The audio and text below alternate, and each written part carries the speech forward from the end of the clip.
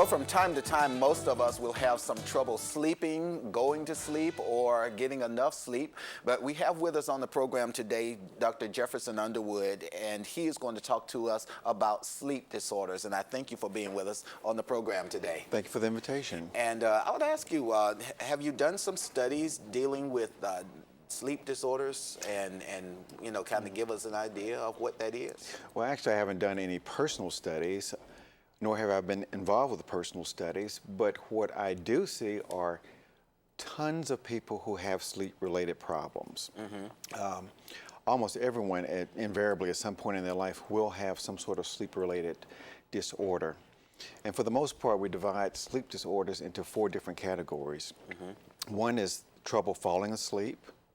Number 2, those having trouble related to sleep. In other words, they cannot stay awake. Problems related to behaviors in sleep, as well as the fourth basic category would be people who have disturbed sleep cycles. Okay. Maybe you can talk to us about each one of those, but before we get right into the specifics of them, I'd like to just ask, are these problems major? Can they lead even to, maybe are they even fatal? Some of these sleep disorders can be fatal. Lately, we've seen an explosion of advertisements for CPAP machines. There are a lot of companies which are selling CPAPs.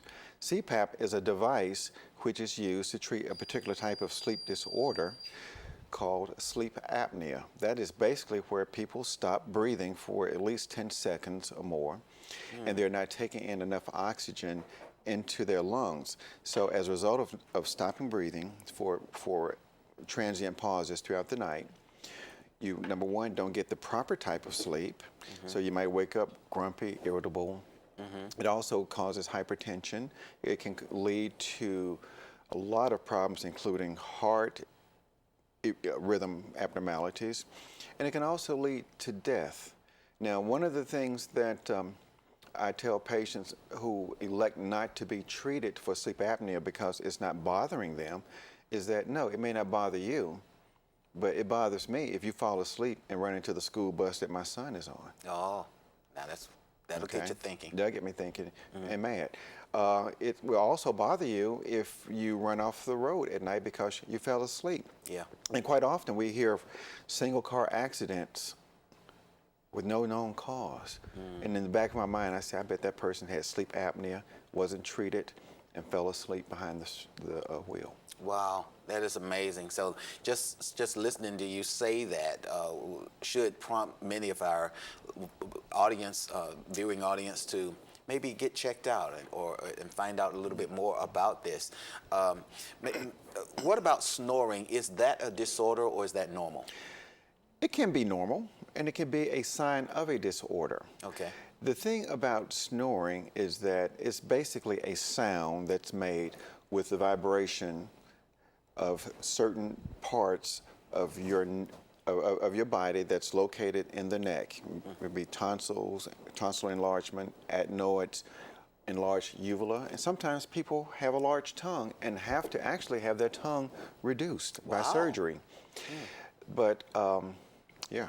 Well, I mean, I've heard of, you know, I've been in the military and so forth, and I've heard people snoring like extremely loud. Right. I mean, and we consider that to be abnormal because it's disturbing other people. It can be abnormal, and as I said earlier, it could be a sign of a much more dangerous disease, such as sleep apnea. Okay. Some people snore and don't have sleep apnea. Other people snore and have terrible sleep apnea. So snoring in itself is not diagnostic of sleep apnea. It is just more like a little red flag saying maybe we need to investigate. And quite often with sleep disorders, the person or the patient who is most affected is the one that we have the most difficulty in trying to convince that they have a problem. Yes. So that's when we sometimes have to interview sleep mates, sleep partners to get an accurate history. And quite often say, oh, no, I don't snore. And my question is, how do you know? How do you know? You can't hear yourself. Yeah, but once unless you wake yourself up snoring. Or if a partner would just go in and just videotape or just record, and that would help with convincing a person that maybe we need to go to the doctor to get checked out. Yeah. Unless they want to say, oh, no, that's not me.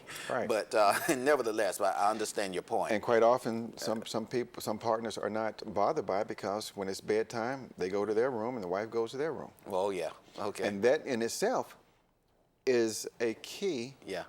to maybe there's something may be going on because a partner may just migrate to a different room, to the sofa or available bed, because they cannot get the proper sleep because of a disruptive partner. Wow. Okay.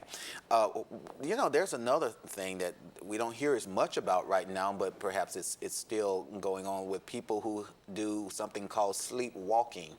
Right. Talk to us about that. Okay. Well, you know, as I said, there are basically 4 categories of sleep disorders that we break sleep disorders into. There are over 100 different types of sleep disorders. But when we talk about sleepwalking, we talk about it's pretty much in the same category as sleepwalking, night terrors, and there have also been cases, documented cases, where you have a behavior that occurs in your sleep, and because it occurs in your sleep, you cannot remember what actually happened. Now, people have used this for a legal defense for murder and have actually gotten away with it. Wow. Now, don't call me to testify that case. Understand. But there have been documented cases where a person has, or people have committed heinous crimes as a result of sleepwalking, even walking to the point where you leave the house, get in a car, and drive away. That and you is come back. amazing. It's very amazing, but the human body and the mind and what God made is very amazing. And you're actually asleep and you can do all of that? Well, That's yeah, really well, when we say sleep, we think sleep, eyes closed, you know, in the bed like that. Right. No, you know, there are many people who sleep with their eyes open. And as I said, this is something that's related to a sleep disorder, sleepwalking, sleep terrors, and so forth. Oh, wow. You know, I Very wish we rare, had a very rare. Yes, I would think it's very rare, but all at the same time, you did mention some things that triggered memories of certain cases and certain things that have happened involving people sleepwalking, and that was the defense. Sure. Also, even nightmares, you know, some people say that they have reoccurring nightmares and fears at night, and you kind of touched on it a little bit, I think. Is that a sign of some kind of a sleep disorder that could be dangerous as well? It may be a sign of a sleep disorder, or it may be a sign that a person may be having some underlying psychological issues that are not being properly dealt with. Post-traumatic stress disorder, there are a lot of things that can cause a person to have terrors and nightmares at night that may be related to, may not be related to the sleep hygiene aspect. And that person may need, you know, some therapy, may need treatment for depression, anxiety, or PTSD, and so forth. Yeah, but would that fall also in the line of folks who may just wake up in the middle of the night and they just cannot fall back to sleep? Right. I mean, I know there are different forms of treatments for each of these, and we'll maybe touch on that before we're finished here. But for something like that, what category would that fall into? Someone who just wakes up in the middle of the night? That's a sleep rhythm disturbance, and that's basically where we categorize. That's one of the categories that we put people in: sleep rhythm disturbance. In other words, they can fall asleep. They may get their proper amount of sleep, but one of the problems is that they may fall asleep too early, meaning that they wake up too early. Okay. You know, and for me personally, one of the worst things to do is to have my alarm clock set for 6 and I wake up at 5:30. You know, that's the worst thing in the world to do. I mean, to beat the alarm clock. Yeah, You know, I feel like the alarm clock hasn't had this opportunity to do its job. But, you know, if you do have a sleep rhythm disturbance, one of the most important things is to do what, unfortunately, we don't do enough of as physicians. That's to talk to the patient and listen. Sometimes we may prescribe improvement in sleep hygiene. No, not cleaning your body before you go to bed, but the environment in which you're sleeping in. Okay. Sometimes an environment may be a little bit too comfortable and you fall asleep earlier. and you may need to create a little bit more stimulation to a certain time. In other words, don't go to the bedroom until you're ready to go to sleep, if going to the bedroom is what triggers you to go to sleep. Okay. Okay. Also, certain medications, certain foods tend to work on your, in your internal system. Some foods make you sleepy. Some foods keep you awake. You may need to look at, what you're eating, what you're taking. If you're taking a lot of stimulants, what time you exercise during the day. Okay. And so forth.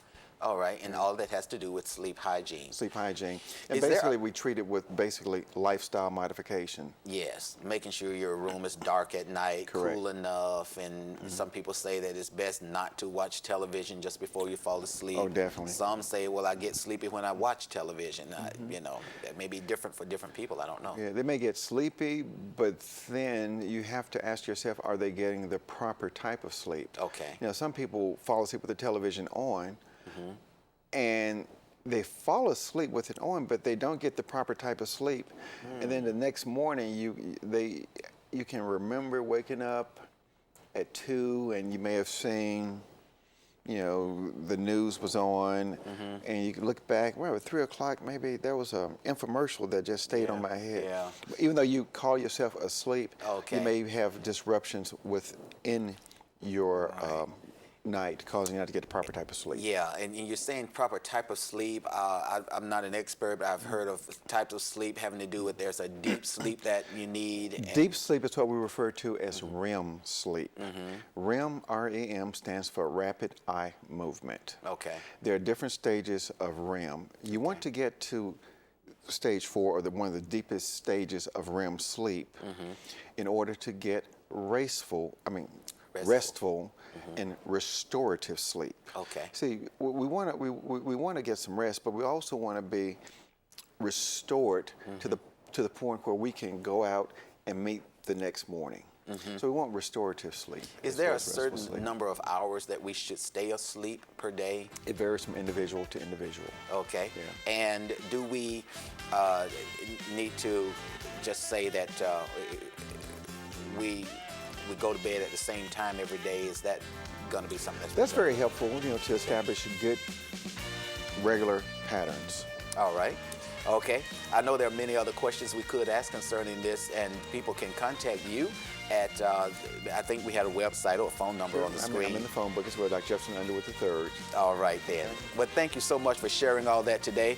Oftentimes people are watching this program at like 2 o'clock in the morning, and I've asked the question, I wonder why?